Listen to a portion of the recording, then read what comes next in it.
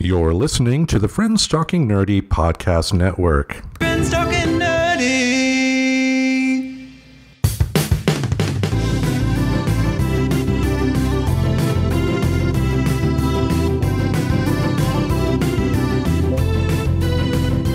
If your friends are nerdy and you are nerdy too, I want to talk to you.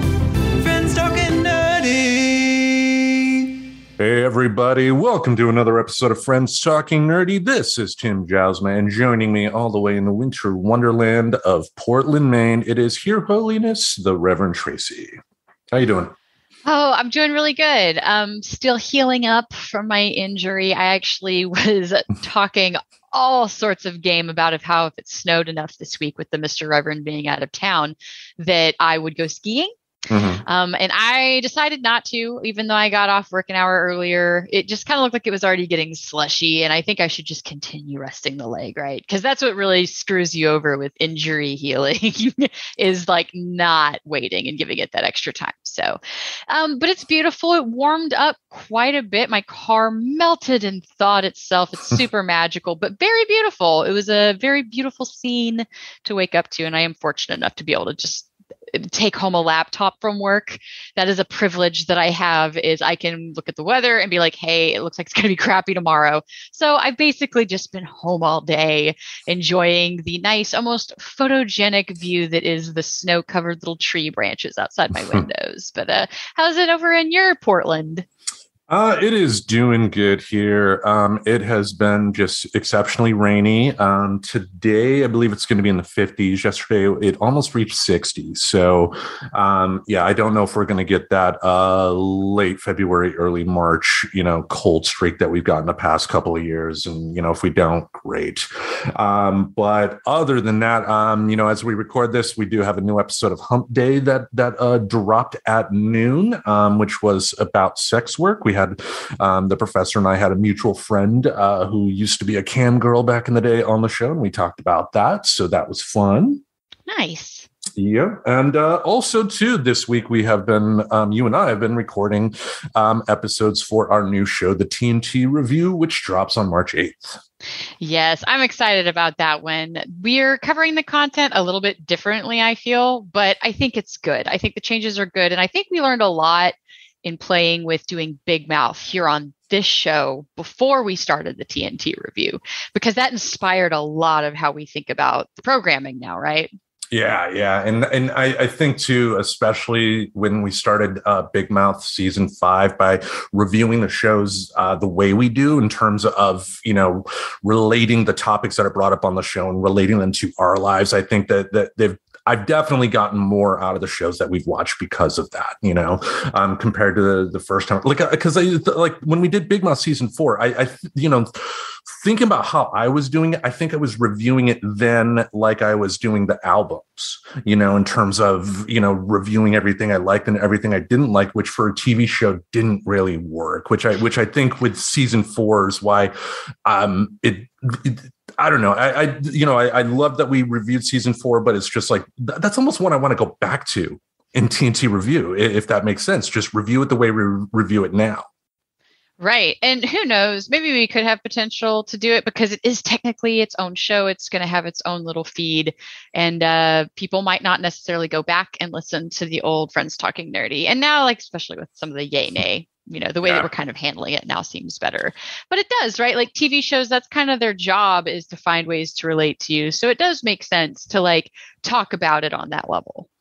Indeed. And, like I said, I think for, what we've been doing, I think we've been able to get a lot more great content from it, just being able to relate to it. So I'm definitely excited. You can head to our website, friendstalkingnerdy.com. The promo for the TNT review is up and live. And again, March 8th, you will be able to download and subscribe to that wherever you find wherever you find podcasts. We're going to do what we can to make sure you all know where it's at. But one more thing before we get into the show proper today. February 28th was an anniversary I got to bring up here because that was the 2-year anniversary of your first time on the show. Exactly. Yeah, it was I saw you share the memory too, and I'm just so bad with like anniversaries and dates. I was just like, "Oh, yeah, February." Because then we were talking about like, "Yeah, the show, remember we came up with it. You finally on. Let's just have you on more and bring you into the show." And I was like, "Okay, yeah, let's do that." And then COVID. Yeah. So in the hysterical timing that is the universe in my life sometimes, I just thought that was pretty great. But I'm glad that we found a way to make it work anyway. And then it was, since we were already doing it virtually when we finally decided to go ahead and do it, because everybody had moved to virtual teams, so why not? Then we found out I was moving. So at least in a weird way, the pandemic, like, not that there were, not bad parts of the pandemic, obviously, Right. but it did at least make this happen the way that it has. And it's been very nice for me. Like I've kind of joked with Tim, is like, I don't really care if we get any downloads during the week, because really it's just like, as I get to hang out with my friend at least once a week online. Otherwise I might drift and not talk to you anymore. Right. I mean, that's to me the success of what we're doing here. Like I said in the record, because we brought this up in the recording on the TNT review, and you'll hear that in a couple of weeks. But like I said, I mean, like me, I'm a podcaster. I'm going to do this for the rest of my life. And I think, my entire time on working on Friends Talking Nerdy has probably been one of the greatest creative things I've ever been a part of. So the fact that I can, share this with you, I can share it with a professor. I mean, just listening back to, and how much better the show has gotten over the years. Like I listened to the first of, not episode 100, but the first time that you were on when we reviewed an album, and how different the show sounded then. And what I mean by that is this, like, I didn't quite get how to get the audio from like a recording like we're doing now on Zoom. So what I did was just put my microphone next to my iPad speaker while you were on Facebook Messenger. I'm sure it sounded great, but oh wow, yeah. just I mean, we've made some big time advances here, and again, it is a pleasure each and every week to be able to do this with you, and I hope we do this for many years to come. And same. And I like separating it out. So, because I care a lot about what goes on in our world, like the things that shift and change. Like, I think there's a good balance of being informed, being passionate and all of that, but you can also be a little bit too much into it. And I think that happens sometimes, but I like that we can also come back on here now that we've kind of separated out the shows, and go back to some of the conversations we would have like before we started doing the reviews, and letting that kind of spur some of our content for a minute. Yeah. I mean, I think, like any podcast evolves, it has to evolve in order to stay fresh. And I think one thing we've been working on lately is, when we do present material to you, the audience at home, we want to make sure it's the right length, if that makes sense. Because, when you have a podcast that is being presented by people you don't know, you don't necessarily want to stick around for an hour and a half, 2 hours, which, why have you done 2 hour and a half, 2 hour recordings all this time, Tim? Well, this is part of the process. This is part of the evolution. And that's why, we are making some changes here in terms of the TNT review, adding a different show. We're recording the same amount of content. We're just putting it in, presenting it to you in different ways on different platforms. And I think that, is going to lead to some great results. Same. I've been really excited to be along for the ride on a lot of this, and helping troubleshoot it too, because we talk a lot. Like Tim does a lot of the actions of doing these things, but I know that I have value when it comes to like deciding those things. And I don't know, I guess that's part of what I also appreciate about this too, is I'm not just meeting with my friend. I also meet with somebody that actually respects my opinion and gives feedback and stuff like that. Yeah, because I know you mentioned that yesterday too, and it's just like, it's nice to have somebody that can edit, and it's nice to have somebody that can upload it as well. But if we don't have this, it doesn't matter how good my editing skills are, and, the fact, like I think back to episode 100, I mean, we've been open. That was the first time we saw each other in 2 years. Yet with episode 100, we got like 2 hours of solid, good, entertaining content. Like, we can talk, So speaking of that, we have a topic today. Tell the folks what it is. Oh, yes. So, in the great wide world of things, there is a particular thing that will always strike my attention when it does come across my way, in the sense that I will go out of my way to research it. And that is when we pass, or not we, but when states pass legislation that I feel infringes on what should be children's rights, particularly when it seems to be a trade-off that you're giving parents rights and that you're kind of taking away children's rights. And I bring that up first to say that I am talking about Florida and the Don't Say Gay bill. It's referred to as something else. It's like a parental rights, blah, blah. That's the official one. But everybody seems to be calling it the Don't Say Gay bill. Unfortunately, it did pass the final committee stop. So I guess it's going on to their Senate now as of today. This is the 3rd of March. So it's past the one part of it, and it's going to continue on to see how the journey on this bill goes. So of course, you've got the right side that support it saying this is about, what's good for children and family values. And then you've got the left side saying this is extremely bigoted and going to cause a lot of harm. So that's why I wanted to talk about on the show. It's definitely one of those things that is a polarizing topic in our culture, especially between across the political aisle, is prioritization of parents' rights. So I just want to say, what have you heard about the bill so far? Because I know it's been kind of a little bit, people have been memeing it. There's been hashtags. So I'm just curious, is it in your world, and what do you know about it so far? Yeah, I mean, again, I'm not going to proclaim to know everything because I don't about this particular bill, but it is one of those wonderful Republican-led efforts to approve their bigotry. I mean, and when I say that, I'm talking about the Republican Party as a political organization. We try our best when we do talk about political stuff on this show to, make absolutely clear we understand that just because one political party makes a decision doesn't mean everybody that generally supports that idea, supports that as well. But this is a coordinated effort, and especially with the midterm elections coming up, the Republican Party has it's no secret that they've will find a boogeyman and make that boogeyman as scary to their constituents as possible. Right. And that's where this one's kind of interesting, because not only are they identifying a boogeyman, and there has been some targeting on trying to basically interrupt the ability to have gender affirming treatment, medically speaking, and working with doctors. And that's been largely unsuccessful. And I only bring that up because I know we're going to talk about Texas some in this, and Texas has been making some waves there that we'll bring up later. But yeah, it's an election. It's a certain period in an election time where you're going to hear this. And what's interesting is they're pointing out a boogeyman, but they're also enticing voters with something their voter base, they know they want it. And that's what I'm going to also highlight just now. So a few quotes that I pulled from some articles that I'll probably share at least in the Facebook group or potentially in the description, since, they kind of inspired this conversation. They deserve to be there. I got some quotes from some of our senators on this issue. And it's just kind of, for me, it's very skin crawly team red PR phrasing, and trying to back this thing that I just don't understand how anybody could honestly think this is that good for children.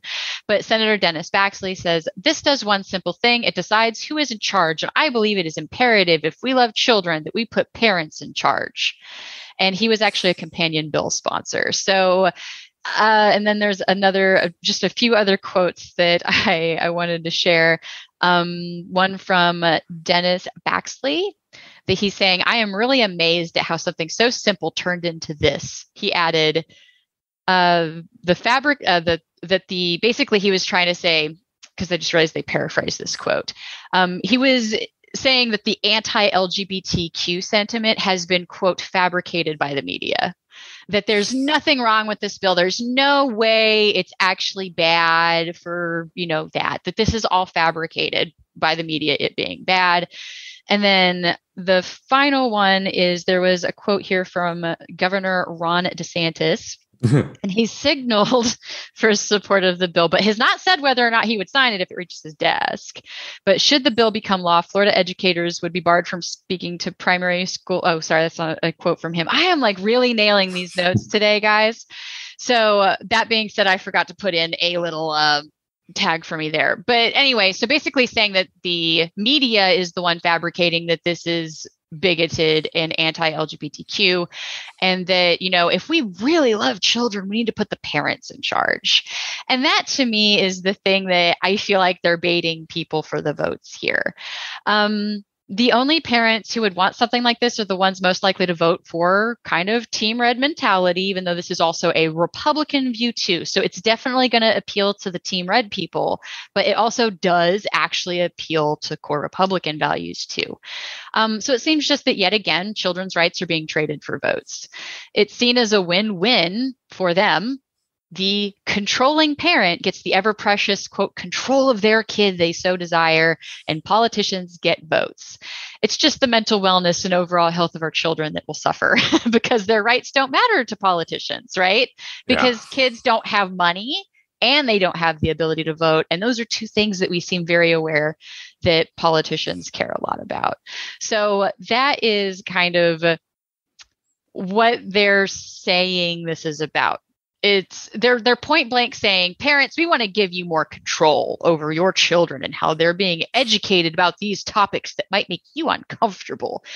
Maybe because if they talk about it at school that it might come home and they're just trying to save parents awkward conversations. I still don't fully get it. So I don't know. What's your feeling on the GOP of please think of the kids and the things like the other patterns, right? Because it's not just this issue. Look at mandatory reporting, which is kind of related to some of the stuff we're going to get into. The GOP, I don't know what to say about them anymore, because like any sort of veneer of respectability that they used to have is just not there anymore. They just are so blatant about their attacks on people that it's like trying to apply logic to an illogical situation. You just can't do it. Like on the one hand, like as a parent myself, yes, you do want to have some autonomy as a parent. It's like a child you made. So I get on the one hand as a parent not wanting to have control taken away, but we're talking about something important here. We're talking about the not only the physical, but the mental well-being of kids that are going through a lot here. And some of these, like, Republican politicians are just creating, again, a boogeyman here in the trans community to just scare people into getting votes. You got a bunch of people that living in areas that may not know a trans person, or if they do, that person hasn't exactly opened themselves out, to the point to where they can say, hey, I know this person.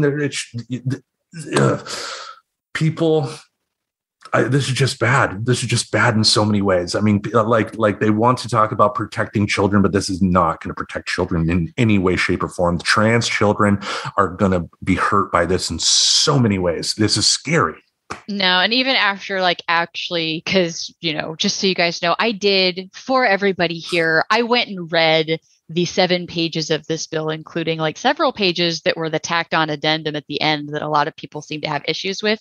Mm-hmm. And that's the addendum that I saw a lot of things being shared, right? Like one thing that I learned early from, social media sharing and things like that is that there's a requirement for teachers to tell a parent if a child has come to them about sexuality or gender issues they are dealing with, that they're supposed to tell them within 7 days. Now, I will say, and especially when I get into what I did read, I eventually did not find anything that said 7 days for that. Now, that's also, there's a bunch of minutia phrasing in there that will mean more to people who work in a school district than me. So now there was a lot of stuff that mentioned 7 days. But I don't know if that's actually yep, if that kid came out of the closet to you, you have to go tell their parent within 7 days to the hour. I don't know if that part was actually true. But yeah, it just seems kind of not really the best idea.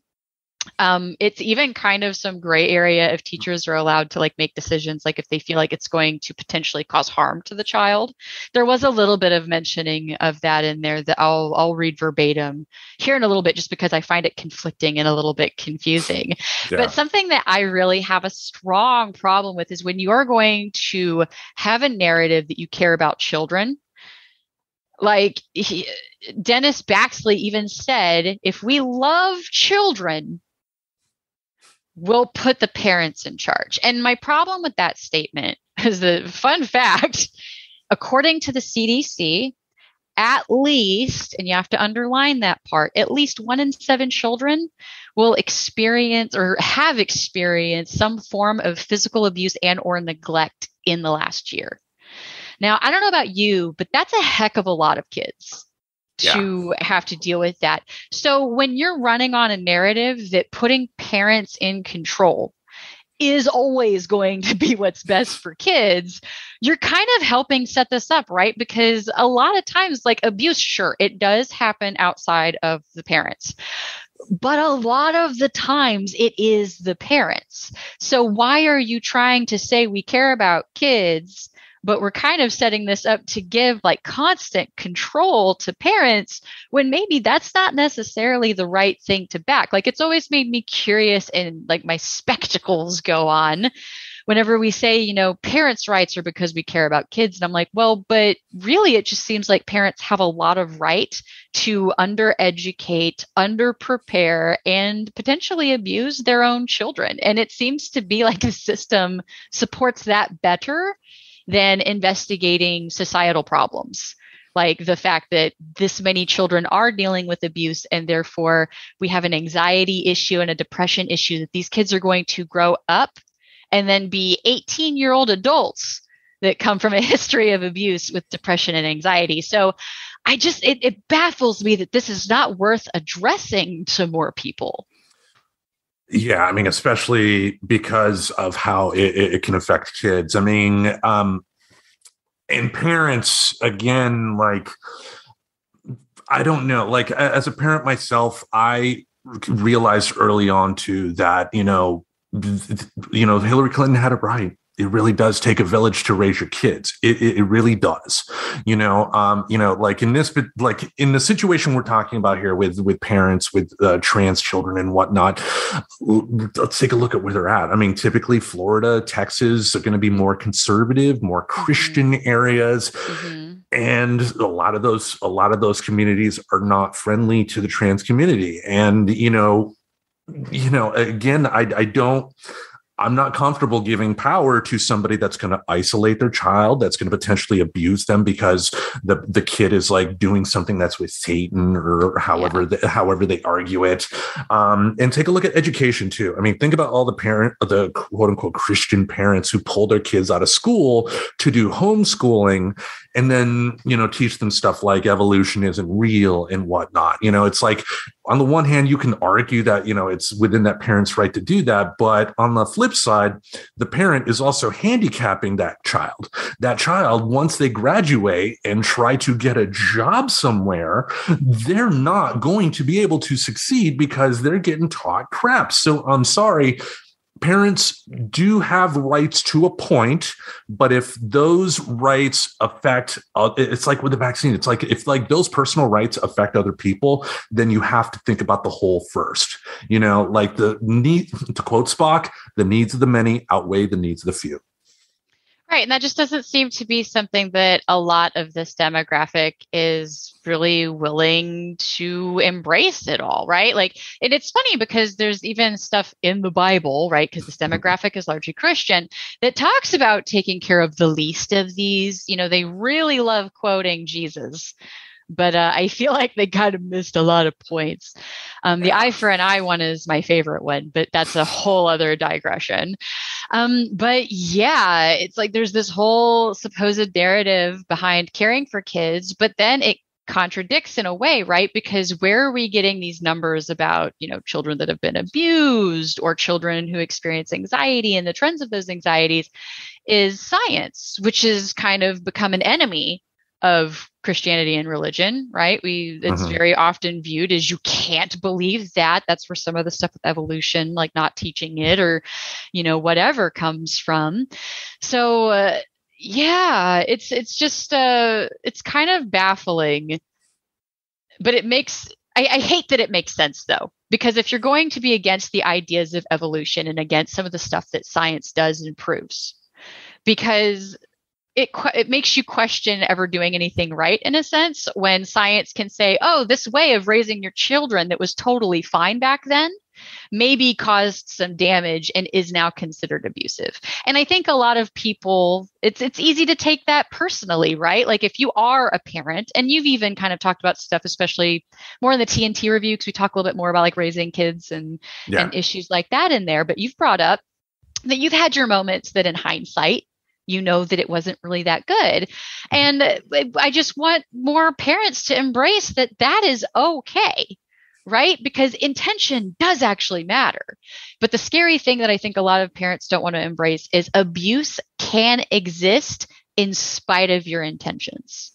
And the thing is you have to be willing to look at the effects of what you do for your child in spite of your intentions, to make sure it is actually good for your child. And that seems to be something that this demographic wants to turn a really hard blind eye to. And it really does depress me, because it keeps a lot of issues sustained. Well, also too, though, for that community and how they view women and children, it's really also not that surprising that this is happening, because women and children generally in conservative communities are not necessarily given, the same respect as men. And, and also, again, we're talking about trans issues here. I mean, look how, we've all seen on social media how people can react to this in negative ways, and think about that. Think about a grown woman reacting in a negative way to trans people, and think about how like your 9-year-old kid would think of that. Right. And that kind of almost brings me to that you get self-conscious about it, I think. And that just goes into another topic I always love to side nerd about, is the longer you go with denying yourself shadow integration, the more you integrate that shadow self. But not in a good way. Like it just kind of sticks harder. It goes into how long you allow a bad habit to persist. It's going to be harder to break that bad habit. I did really love this quote from one of the kids at a school in Florida that I felt was better spoken than any of the crap I attempted to quote from the senators earlier. Here's what they had. Who was this? It was a kid, Pine View student Xander Moritz. I'm probably messing that up, but I'm going to try. So he said, if you're doing this for families or for parents, they can't tell. I have met organizers and activists who can feel the bigger picture materializing around us. We are not just a state, we are a part of a nation. And as such, the outcome of this bill sets a precedent. They fear that if Florida takes the step backwards, other states will join in a march that reverses the progress my community has pleaded and died for, the teen continued. So, yeah, he also was saying stuff there, while they're fighting for a bill, we're fighting for our lives at the Say Gay rally, which was the counter little protest that they had to it. And that is the important thing we all have to remember here. I think it is, and I've been guilty of this myself over the years, it is very easy to hear about this type of activity coming from the South and think, oh, it's Florida. Oh, it's Texas. Fuck them. That is an evil attitude to have, and because one, we've talked about it on the show before, in the South, more than 50% of the population is African American. So if you say fuck the South, you're fucking them. And right. Two, again, you mentioned it yourself, kids can't vote. And this is important. This is a civil rights issue. This is, if we in a safe state like Oregon or in Maine are not fighting for the rights of people in other states that we may not necessarily want to visit, it's like maybe we don't need to be a nation, but even then, Yeah. even if we do get to a future point where the United States somehow splits up, those people are going to need some help, Yeah, I think we should care, like on a human element, right? Like look at what's going on with Ukraine right now. Like we care and our hearts go out to that, but there is kind of an encouraged coldness when it comes to states in our own United States, which is what kind of really depresses me about the issue. Going a little bit further into this, so something that kid was talking about, of course, is the we're fighting for our lives portion of what this teen was saying. I could understand some people who maybe aren't sympathetic to this, thinking that that's just being hyperbole for a teen, just acting like everything's the end of the world, but the inconvenient truth for Florida, Texas, and other Team Red states that they don't want you to know is the science is just not on their side. It's just a spin to support the ways they want to encourage bigotry and discrimination in their state. Actually, the American Academy of Pediatrics endorses gender affirming care. So do other medical associations. These groups actually say that restricting access to gender affirming care could harm mental health of trans youth. And this population is already at severe risk for depression and self-harm. So transgender youth are 3 to 4 times more likely as their peers to have depression or anxiety. And that's at a much higher risk of suicide too. And that's something I alluded to earlier, right? Is that's more likely to experience anxiety and depression, which has already been going up. Yeah. 7.1% of children ages 3 to 17, and this is all stuff from the CDC I'm pulling, by the way. I try to vet sources very well, but that's approximately 4.4 million children have been diagnosed with anxiety. Not as many, clocking in at 1.9 million of the same demographic with depression. So 3.2% of children with depression, 7.1% with anxiety. And they have been increasing over time. So getting worse, not better. So basically looking at kids ages 16 to 17 of ever having been diagnosed with either anxiety, depression, it increased 4.5% or from 4.5% in 2003 up to 8% in 2007. And then again to 8.4 between 2011 and 2012. And so I won't go into both of them again, but obviously there is a trend upward. It's been happening a long time. 2007 is like just a handful of years after I graduated. So that's just to say that's how long they've been looking at those things, right? So really, in response to the senator who's claiming that these topics are, quote, not considered age appropriate or developmentally appropriate for students, has no backing by professionals who have studied what is it considered age appropriate and developmentally appropriate for students or kids, right? Like the people at the American Academy of Pediatrics, like they might have some education that maybe makes them a little bit more qualified to speak as to what's good for children than a senator that wants your vote here in this next month. So yeah, in fact, they seem to be extremely disheartened, the American Academy of Pediatrics, by what these states are doing. And they're trying to voice concern for a demographic that has a history of struggle here. And most importantly, too, I think the Republican politicians in this case are helping propagate false stories about what trans youth are going through. I mean, essentially what they're trying to make it seem like is that parents are taking like their infant children, bringing them to the doctor and having the doctor forcibly do a sex change on them when that's not the case. That's not what's happening. And that's not even close to how it works. Like whenever we had our friend Eli on and we had kind of talked about, that whole misunderstanding, right? Is that people seem to think that you just make up your mind one day that you would like to be the different gender and that you will just get signed up for every surgery and everything. No, there is actually counseling because they do want to make sure this isn't some kind of unhealthy dysphoria or something that has another issue going on because, yes, gender confusion can also be caused by abuse. So of course they want to make sure that's not going on. Not always, just can be. But yeah, so you've got these medical professionals saying like that this matters. And what's interesting is the timing with bringing this up the way that you did, is next I wanted to talk about my good old home state of Texas and how that relates to this. Because, yeah, it's like my joke is with my friends is like, I feel like Texas and Florida are just in a pissing contest over like who can like do the worst crap to like women or kids, right? We had some fun with memes yesterday because of it.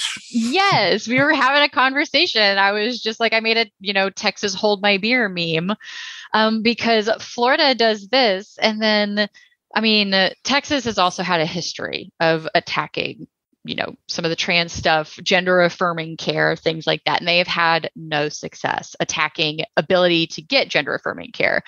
But here's the gross stuff that's going down in Texas that kind of relates to this picture too, because they're also, voting time. It's voting time. But Texas officials have begun investigating parents of transgender adolescents for possible child abuse, according to a lawsuit filed Tuesday after Governor Greg Abbott directed them last week to handle certain medical treatments as possible crimes. So, yeah, the ACLU has filed a suit with a family who's already been at the hand of one of these investigators coming. But Team Red's narrative is just so all over the place on parental control, and it is absolutely mind-boggling, right? Yeah, go ahead. Yeah, I mean, yeah. It's like you as the parent can have control as long as that control supports what we say. Right. Like Florida said, we want, that ultimately parents need to be in control of this. And then you've got Texas saying, well, yeah, but no. Because, right. So, yeah, Florida says parents need to handle these discussions and not schools. And then Texas basically puts their Texas-sized disregard for child welfare right out there by essentially choosing to condemn and encourage others to call CPS over parents who are supporting their child.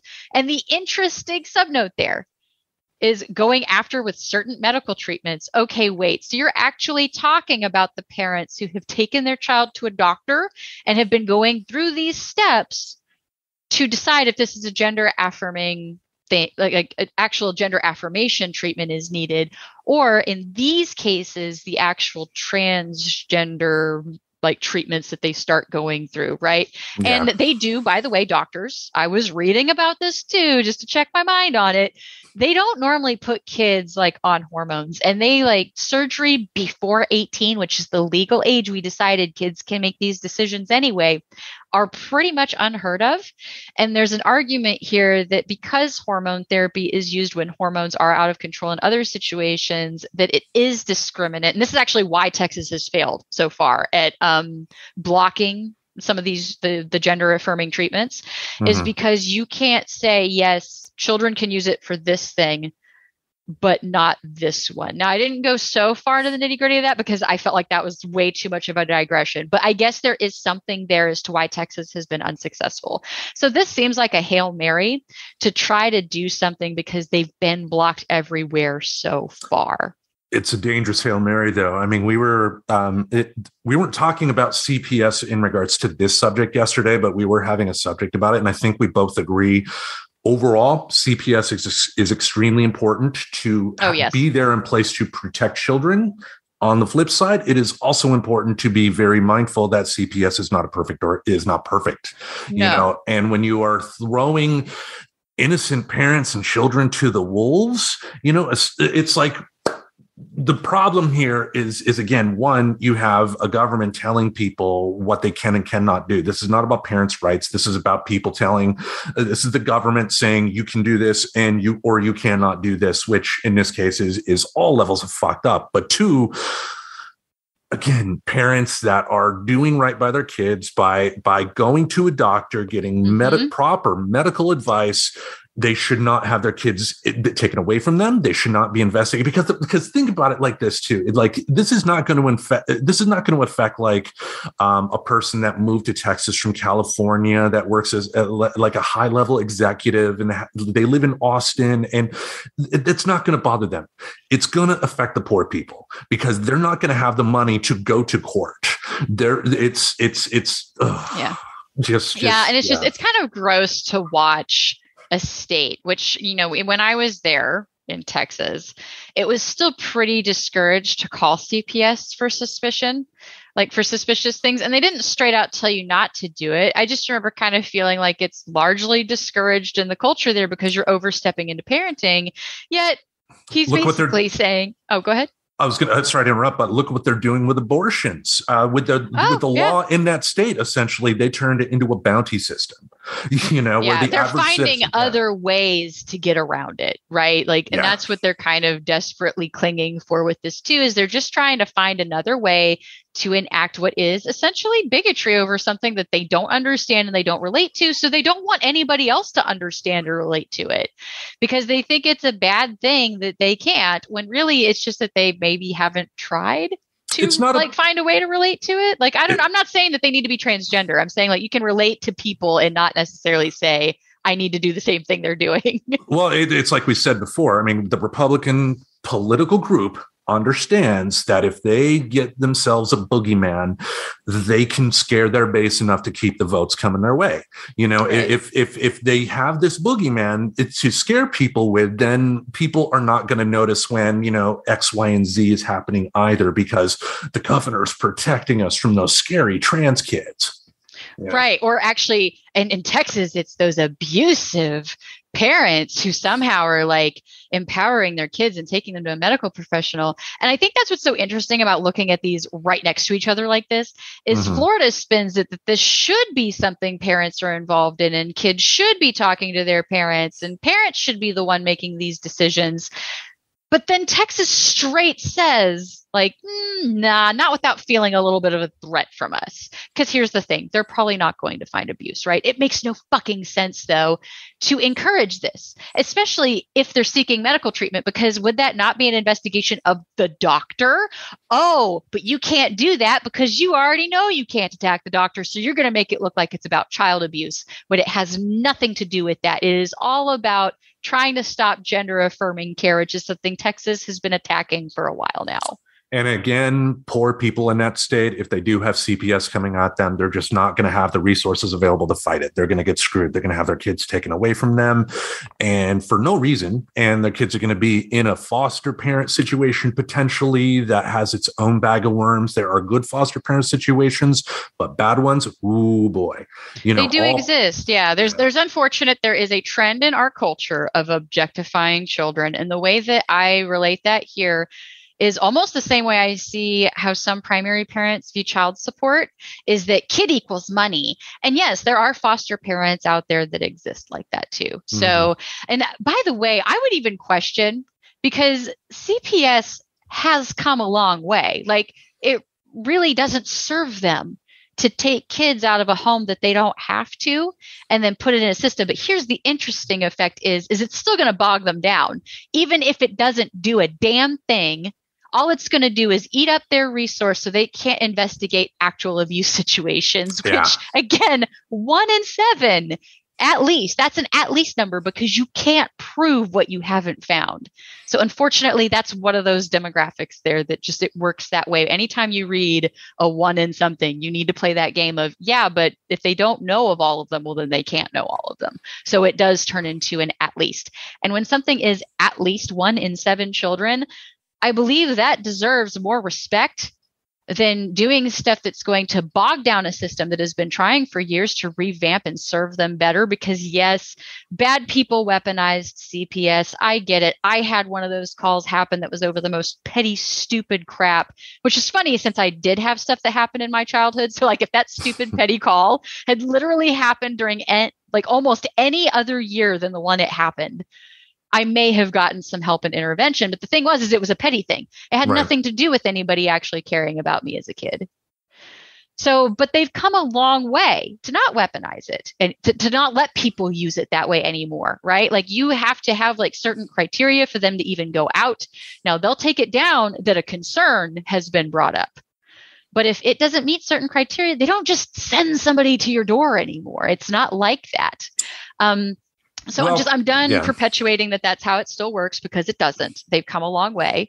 That being said, just throwing it out there, if you do have a concern for a kid, like call the hotline, ask them questions, ask them how it works, because that's what I did the one time I called, and that's what made me feel okay with it. And I now know that if another adult calls and has the information on that child and it's still also not quite enough, the fact that 2 people called might actually be enough to look into that. So just throwing it out there, like just your comment of somebody losing their kids, I'm not even sure that that's super going to happen very often. Now, of course, it may, but I'm not sure that that's the bigger issue when Greg Abbott is basically encouraging people to bog down CPS's resources for bigotry. Like, because really, if all you're reporting is, there's a trans kid next door, how is it not? How? And like we were talking yesterday, I mean, and I think I mentioned it when we started talking about CPS here too. Even if you personally have had a bad experience with CPS, that does not mean the entirety of the CPS network around this country is bad. And also, yeah, to your point, just having a bunch of people call to bog down the system is it's hurting. It's going to hurt. It's not needed, and it's turning an organization like CPS into a political hit squad, essentially. And that is because, like, think about, like, what if this happened in the 40s and 50s? Wouldn't it be hypothetically possible that a politician in the 40s and 50s could have said, hey, we're going to do this for interracial couples. They should have CPS investigate them because there's so many bad ways you can do this. This frustrates me. Yeah, it really does, right? Because I'm one of those people that I want people, like, for my personal advocacy reasons, I want people to feel more comfortable calling that hotline because it's not such a scary boogeyman. You're not going to result in a CPS officer knocking on someone's door unless maybe there were other calls of suspicions, because there is a difference between suspicion and a witnessed abuse, and they do handle those differently. But, fun fact, you call the same line that the mandatory reporters do. It's like one extra question and it's weighted slightly different. But, your voice does matter for kids. And, it's like educators and teachers are in a very unique position to help identify this stuff. But when you're barring them to even have conversations, when you're actually making them a vehicle for potentially putting a child in danger, putting a big old asterisk, because next I'm going to actually go over some of the bill itself. I just don't really see how that's going to help these things that we're supposedly wanting to address as a nation with kids. Yeah, let's dive into that bill here. So going into it, because like I said, I did the boring reading part, guys, but I just kind of picked out the stuff that I've noticed people sort of talking about and anything else that kind of grabbed my interest. I did think it was really funny that in the front part of it, it basically says exactly what the intention of this bill is, and that it is an act relating to parental rights and education, requiring such procedures to reinforce the fundamental right of parents to make decisions regarding the upbringing and control of their children in a specified manner. And I just think it's funny that they even say upbringing and control, like that's the so important thing, because what's been proven historically to be a great idea, mandating control over any demographic. That's super great. Yeah. But see where I go into like the weird objectification, because that's you're controlling a thing, because we've already decided controlling people is bad unless they're kids. Then that's okay to think of it that way. Here's what it's called: the Parental Rights and Education Bill. And it would ban classroom education about sexual orientation or gender identity in kindergarten through 3rd grade. Because again, the politicians have decided that this is bad. We're not going to go back to the pediatrics people who say gender affirming education and care are good things and seem to be having a positive effect on the mental health issue that kids have been struggling with. No, the goof, Ron DeSantis, knows more about kids than doctors or scientists or psychologists or something like that. Yeah, because I don't believe they bring in doctors for writing these things. Like, it doesn't seem to be that they pull any like professional opinion that has studied this. It just seems they decide that it is good. This is what is right. Well, if they do, of course, it's a conservative one on the payroll. Yeah, I mean, because for the right amount of money, you can find a specialist to tell you what you want.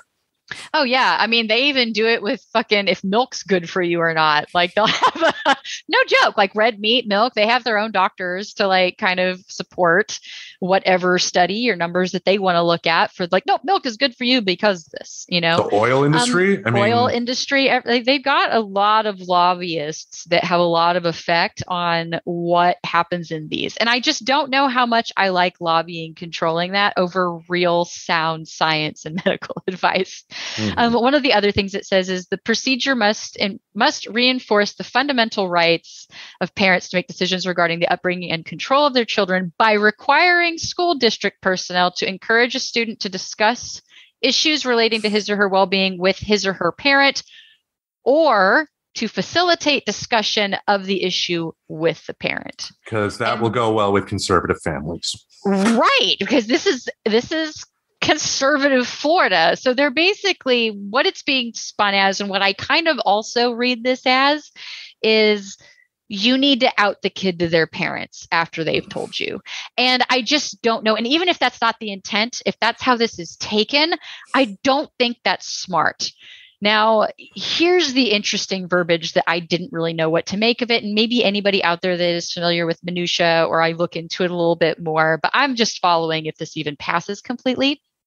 But this part prohibits the school district from adopting any procedures or student support that would prohibit the school from notifying a parent about specified information. However, under the same section, this subparagraph does not prohibit a school from adopting procedures that permit school personnel to withhold such information from a parent if a reasonably prudent person would believe that disclosure would result in abuse, abandonment, or neglect, as those terms are defined in, and then there's another section that goes into that. So, yeah, I'm like, wait a second. So you can't make policies to not tell, but you kind of can. But then it goes into this interesting thing is whether or not those signs are being educated. Like, do these teachers even know the signs of a relationship between a child and a parent that would mean disclosure could result in abuse, abandonment, or neglect, right? Like that seems to be putting an interesting amount of power in people that they say shouldn't be making that decision when you ask about issues like should mandatory reporting exist. And a lot of the Republican states push back really hard against mandatory reporting as well. So it's just kind of interesting that that sentence was in there when you know how hard they rail against mandatory reporter education and actually educating on behavioral issues of children who are afraid of their parents. Because, again, this doesn't make logical sense. This is meant to hurt. This is meant to create a boogeyman, plain and simple. I mean, and by also, you know, from what you read in the bill, the fact that, you know, they're limiting education for kindergartners to third grade. The perfect time to be teaching, kids this information. I mean, that that's not going to help them at all. And then one thing too that I found interesting was the what they said here about requiring such procedures to reinforce the fundamental rights of parents to make decisions regarding the upbringing and control of their children in a specified manner. They bring that up a lot. By the way, do you love how they use that phrasing a lot? The upbringing and control, like that. I didn't copy and paste that same sentence. That was reiterated, and it's reiterated several times in this document, which takes you to the one part that does make sense, that I think that this is ultimately about. Under the bill, parents would have greater authority to take legal action against school districts they believe to be in violation. So not only are they giving these parents control over the raising of their kids, they're also giving them permission to really go after schools that didn't do the thing that they think they should have done, which is tell them immediately or whatever it is, or, you know, it has to fall within whatever the guidelines. If it is 7 days, then it's 7 days. But, you know, if it was like day 8 and the parent was really, really pissed off, this is the type of stuff they can be like, well, they didn't do it in the time frame you said they had to, so now I can raise hell against that teacher. So this is also putting teachers on in a very precarious position, which they are already in as mandatory reporters without education. I have a very good friend who is one, who had to make a mandatory report recently and is honestly kind of a little bit on edge about it because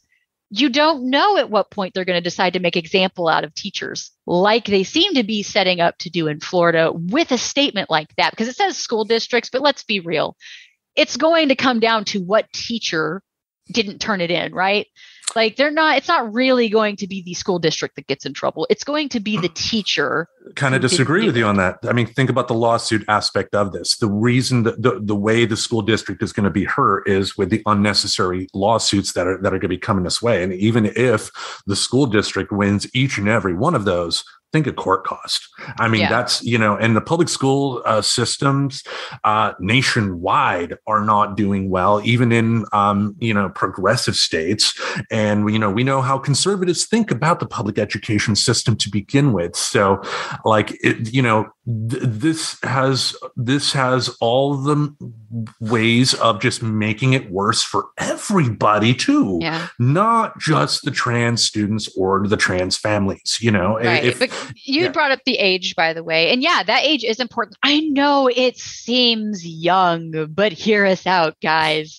If you normalize discussions and conversations and topics and don't make kids afraid of it, they're less likely to be bottling up those things because they feel like they have to be safe in your home. Like they don't not want to tell you. The only reason they don't want to tell you as their parent is that there's a fear there of how you may react because they do want your love. And there's also a part of their little brain that fully understands that they rely on you for their raising, their protection, their food, their shelter. Like your opinion does mean a lot. Mm-hmm. So especially if you don't know to bring it up, because I get it. If you don't have those gender questions, it's not on the forefront of your mind to even be able to educate your kid about it.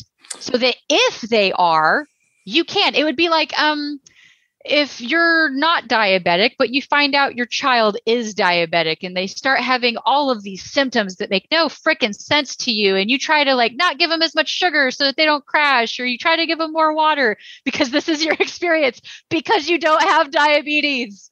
Yeah. So I just want to relate it to something medical because they are finding some interesting things about gender, and even something as far as something in our genes that is a potential of having an extra X or a Y tucked somewhere that seems to show some early correlation with people who are either gender fluid or non-binary or transgender. It's kind of one of my favorite other medical ones that I thought was cool for a while is that people thought fibromyalgia was a disease of the mind, that people were either hypochondriacs and they were actually Munchausen syndrome, that they were making stuff up to get pain meds. Mm-hmm. Well, they did eventually find a test that proved that fibromyalgia is a thing. Yep. So I guess what I'm saying is just because it's not your experience doesn't mean it's not real. And just because there's no quote unquote medical or scientific thing to prove that somebody can have something, it just means we haven't found a way to measure it and quantify it yet. That's really all. And I think the most important thing here, and I'll bring up the ACLU link that I was able to come across. I think it's vitally important at this stage of the game for everybody in this country to educate yourselves. It doesn't take long to educate yourself on just what is happening in the trans community today. The article that they have on the ACLU website just goes over some talking points. They talk about, something as simple as using people's names and pronouns is a matter of respect. Shock. I know, right? Yeah. And that's also it goes back to some of that conversation that I really say I think we had that with Eli too, is if you are I'm a non-binary person, I do prefer the pronouns Z and here. Mm-hmm. I forget because my practice for over 30 years was referring to myself as a she when I talk in the third person. Yeah. So yeah. It's not just as simple as learning that a term exists. You're really having to unlearn whatever you've learned up to that point and then retrain something too. And it's hard even for people who are different from that gender. You know what I mean? And I just don't find any of them as an insult, by the way. So the really quick thing to put a pin in on that one was that when somebody does misgender you.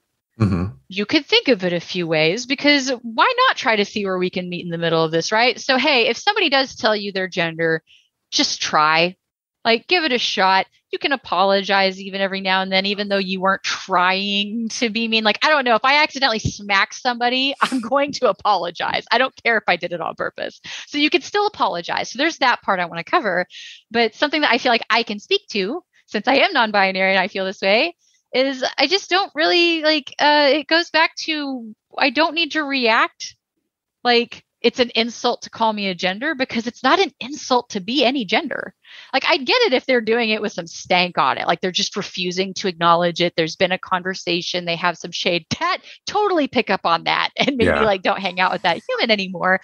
But most people don't actually mean to offend in those ways. Like, they really don't. Like, most people are wired in that way, that we realize it is important to get along with our species and our tribe because we are so close and we live together and we do rely on each other in that sense for survival. Mm-hmm. So there really is part of our animal brain that draws us to want to accept and want to actually please you in a way. We are kind of inherently people pleasy to a sense. So I don't know. I don't necessarily bring it up at work because that's my choice. I get called she all the time. Every now and then, whenever I get to that point of a friendship, like, hey, like, just so you know something about me. I am queer and I don't really consider myself like a girl. Mm-hmm. I would say the closest thing is non-binary, or I guess gender fluid. But hey, I learned about these cool terms and I'm okay with going by them if you feel like it. Otherwise, he, she, just maybe not it. That one feels a little bit objectifying and I'd like to be thought of as a human. And I just personally don't prefer they, because it sounds like a lot of people and I am just one people. So that's my only thing. But I'm not offended. People still refer to me as they, because if they don't remember Z in here, I get it. It's a whole new term. Like, that's not even like, oh, I should call you a he instead of a she. That's different. It's totally new. So I don't know. I feel like I've got the tolerance to handle those conversations, I guess. So work on your tolerance with people a little. Give them the benefit of a doubt every now and then. It doesn't hurt. Yeah, I mean, we've learned so much. I mean, I've learned so much about the trans community, since I was a kid. I mean, the simple fact is, just because you're born with a certain set of genitals, that does not equate who you are, know, and we're also not talking about a situation like, do you remember that woman who, the white woman who passed herself as Black and got caught and said she identified as Black? We're not talking about a situation like this here. This is not happening in the trans community. It's not like that episode of South Park 2 to where they had a male say, I'm a female now, so I'm going to go into these sports, but just saying it. That's not how the trans community works. No. You have to educate yourself. Like, there's a lot more education I need. And I feel I am very much an ally. You have to open yourself up to other people's experiences, because if you don't do that, you're going to have laws like this in place. Exactly. So that was really my full, more or less, nerd out on what the fuck the pissing contest between Florida and Texas, just trading off beer holding duty and doing things right now. So, and it's a lot of stuff that rubs me personally, just because of my life experience, right? Like, the CPS call that was ill-timed. I just kind of wish, like, had somebody been educated, maybe I wouldn't have been treated as a difficult child by my teachers, and they would have seen that I was a struggling child and that there was something going on, because children at this age shouldn't be struggling in this way, right? And it's interesting because some people don't believe that you should be teaching teachers to look for behaviors, which I'm like, oh, okay, that's because we don't believe psychology is science. Got it. Yeah. And also, I mean, like, teachers next to parents are going to be the people that are going to see your kids the most, but let's not give them the tools needed to see if they can actually help those kids. That makes total sense, right? Oh, yeah. And like, there's actually a really good phrasing that I had found about mandatory, because I was trying to see like how Florida felt about mandatory reporting. Mm-hmm. And I just loved this from childabuse.fiu.edu. So I think or FLU. So sorry, it's like Florida Education website, but it says, You must always make a report if you suspect that a child is or has been abused. Teachers and other school personnel are in a unique position to observe abuse.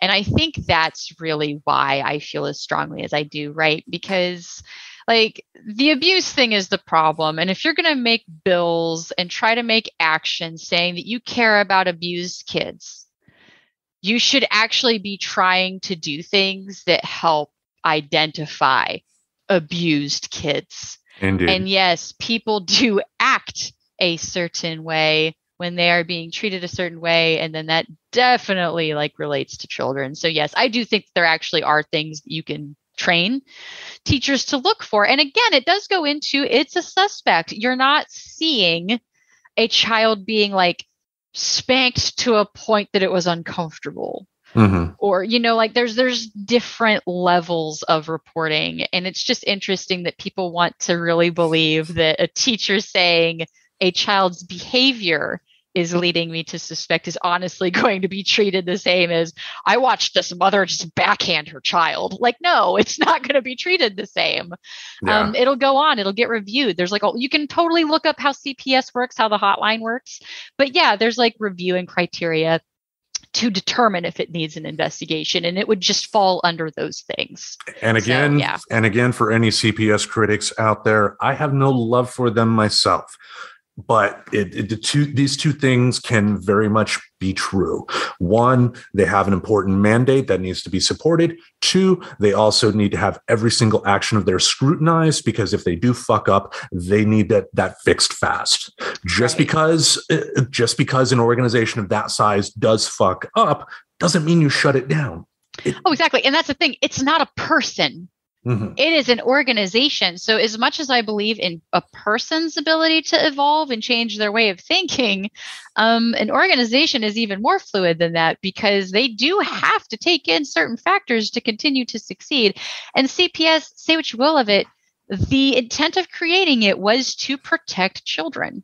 Yeah. So I'm more likely to want to invest in them continuing to figure out the best way they can do that. And then things like mandatory reporting would help. But things like a call to action to turn in people who have their kids, because that's the thing, is how do you know? Like the whole thing with Greg Abbott, that's the other side question, is how is he getting this information? Because that seems like a hell of a HIPAA violation to get it through doctors or through medical records. So look what Texas did with abortion. I mean, they went a dangerous route to essentially ban most all abortions there, and they did it in such a way that other states could use the same thing. California's already done it. They've started the process to do something similar with guns in California that they do with abortion in Texas. And that's not right either.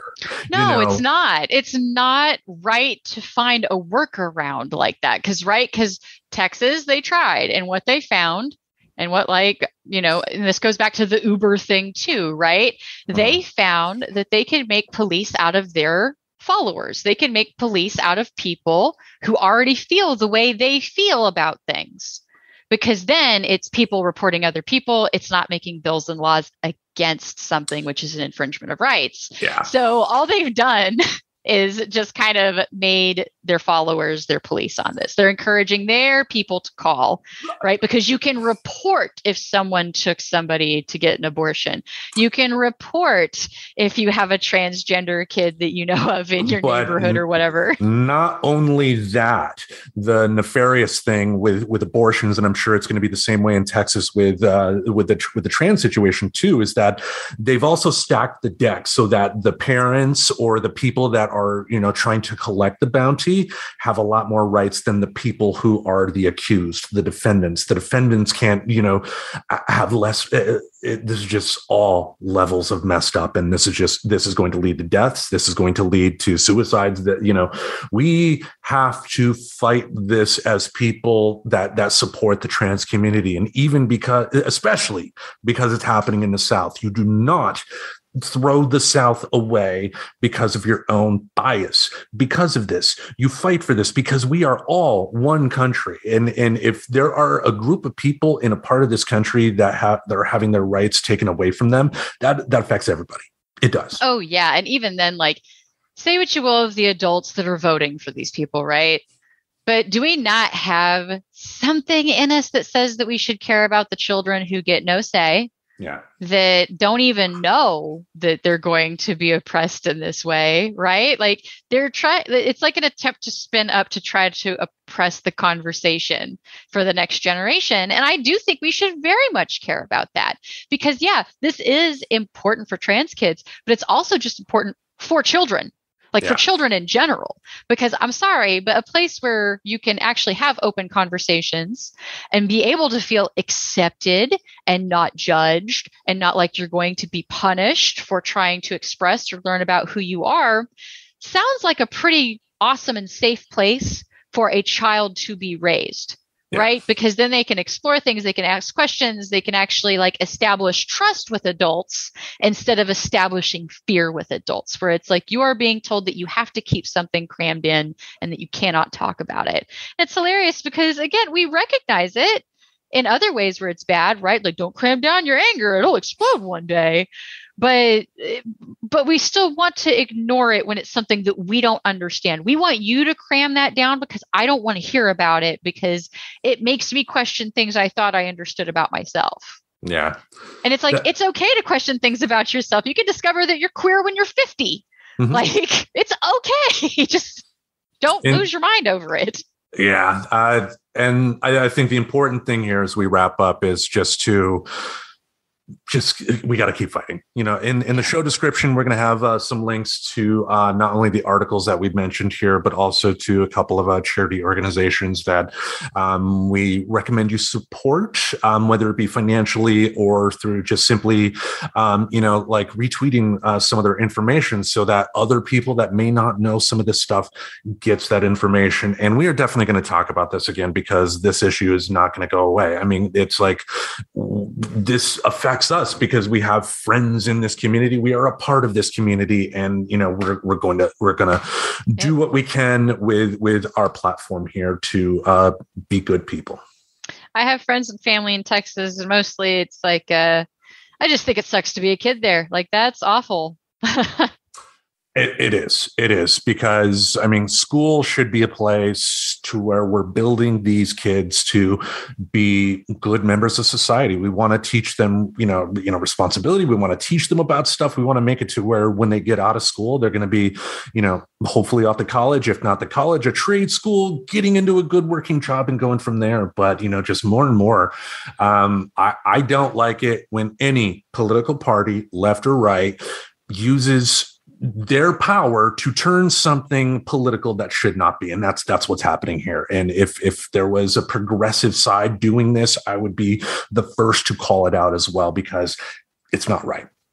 Right. No. Indeed. Indeed. Making it about something else when it's really just about placating to get votes. But indeed. That's just my opinion. Yep. So I think this is a good spot here to wrap it up. Did you have any final thoughts you wanted to bring up? No, just other than, we might mention how these bills end up panning out, because like I said, it's kind of in between two places in Florida right now to see if this is actually going to go into effect in time for the next school year, which is what they want. And then, of course, we'll follow the ACLU's court case against Texas, or if it's Governor Abbott for making the call to arms. I think they're still kind of getting it together, because basically they're starting to early support a parent who has already had CPS investigate them over their transgender child. Yeah. So that being said, if you're looking to support somebody, the ACLU might not be bad, because they do try to come in and help in these situations.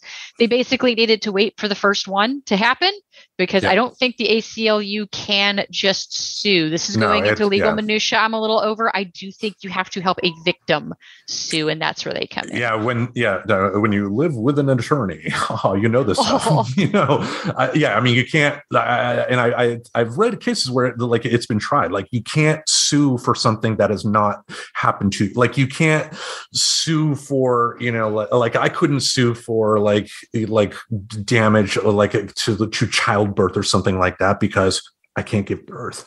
Shock. It's like yeah, you have to be able to sue for something that has already directly affected you. So yeah, that makes sense. That's why I was like, okay, so I get it now. Like I'm learning some of this law stuff as I follow these things. And it's like, yeah, I was pretty sure like the ACLU, like they've always ACLU teams up with, usually a parent of a child that got fucked because of the parent was trying to support their child. Yeah, well, and the ACLU is, of course, important to support regardless, too, because even if the ACLU is helping somebody whose views we don't agree with, this is America.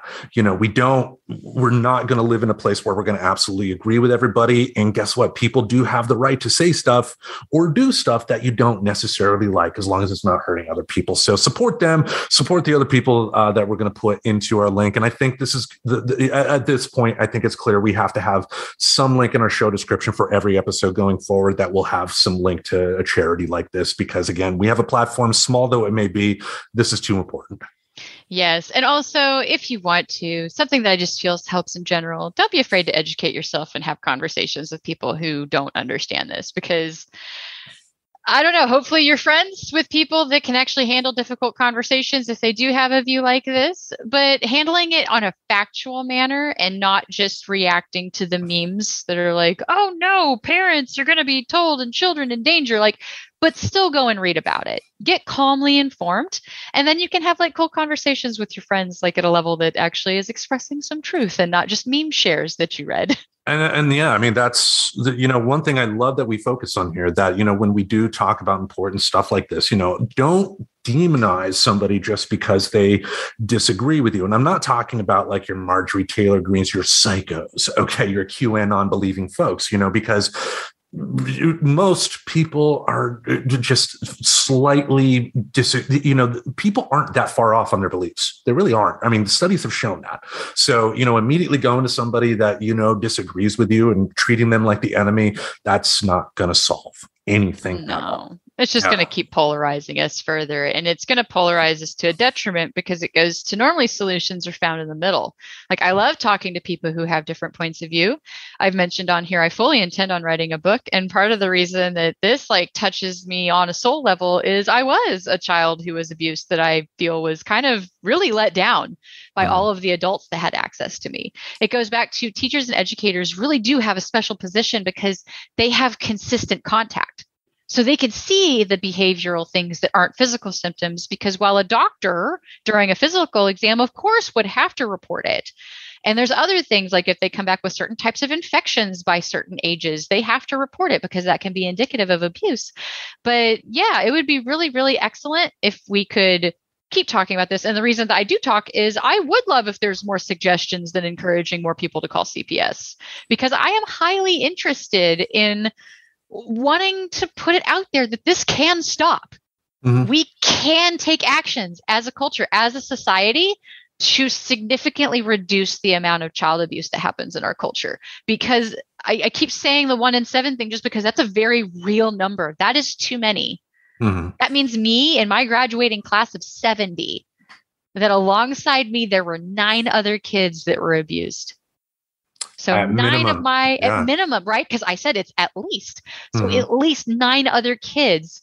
And granted, I went through a lot of little things, but even just experiencing one of those things is really bad, right? We don't want kids to be neglected and abused. So I'm all for having conversations. And I guess maybe this is why I don't talk about the Kardashians, and I know I'm just using that as an old joke. Nobody really talks about them anymore, but they were kind of the ones that sort of started this kind of obsession about what I would call following very unimportant things.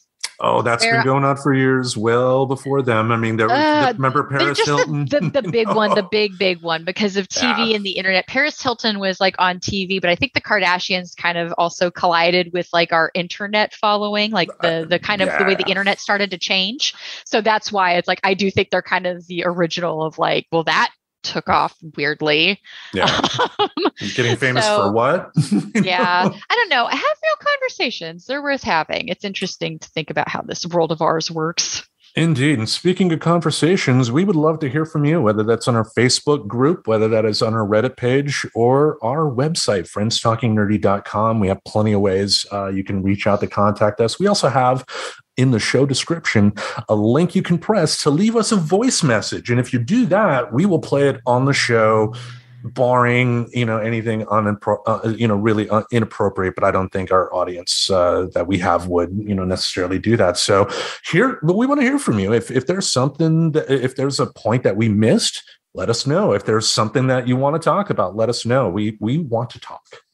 Exactly. And if there's something that you're like, hey, Reverend, there's this thing that you totally missed, like, let me know. Hey, Reverend, there was this thing that I think you kind of misinterpreted it. Let me know. Because again, I'm highly interested in learning. I don't think I know all the fucking answers. That's where these conversations pan out. You can adjust and learn things. Indeed. And I've learned a lot this week. So I think we'll wrap it up here. So each Saturday in this podcast space, we'll have something for your ear holes to entertain you. Until we meet again, we bid you adieu. Check out who you're voting for. Subscribe to Friends Talking Nerdy on iTunes, the Google Play Music Store, as well as Spotify. Remember to support Friends Talking Nerdy on Patreon. Goodbye, darling.